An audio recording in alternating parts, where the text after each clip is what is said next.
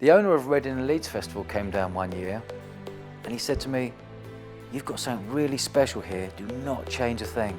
And that really stuck with me. Bournemouth Sevens isn't about people coming down just for a big headline act. It's like-minded people coming down to Bournemouth for a mini holiday, escaping for the weekend and having a real good laugh. Since I was a kid, I've always loved bringing people together.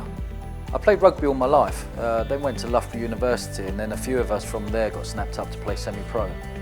In my final year, I started throwing student parties at the local nightclub, and the main students were the sports students.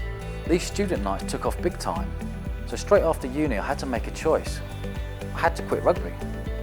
I was actually with a mate kicking back on the beach one summer, and him and I were chatting thinking, why is there not a sport and music festival in the UK? It then clicked and I thought, you know what, I'm going to take this on. So I had all these rugby contacts around the UK. I asked all the boys whether they wanted to enter a team into the Bournemouth Sevens. But literally back in 2007, 2008, there was no social media and people had the fear of buying online. So the only way you could enter a team was by sending a cheque in the mail. It's funny really, because we never got mail sent to our house back in 2008. And one day, a couple of cheques come through the post. The following day, 3 more. All of a sudden we had 96 teams enter Bournemouth Sevens within 3 or 4 weeks.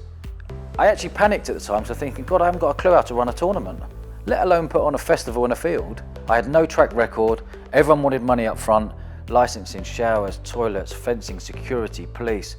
I didn't have the money. I turned to my wife one day and said to her, we've got to remortgage this house, our home. There's no other option. We're so deep into this festival.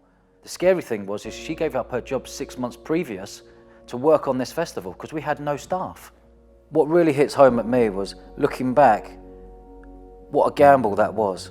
I was literally waiting that day for people to turn up and buy tickets on the door.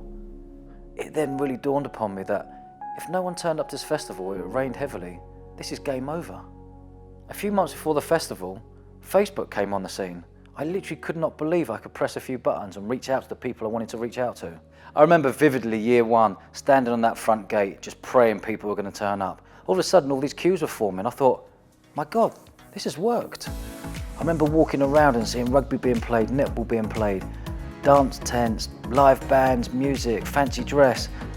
And then all of a sudden, even there was another influx of people coming down to party. We've added so much to the festival.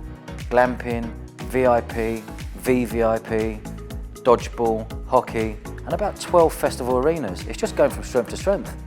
This is the festival that everyone wants to go to. So I'm constantly thinking how I can make it better. But it's my amazing team behind me that has made this festival so successful today. I've got a few more grey hairs up here than what I used to have, but still love bringing people together.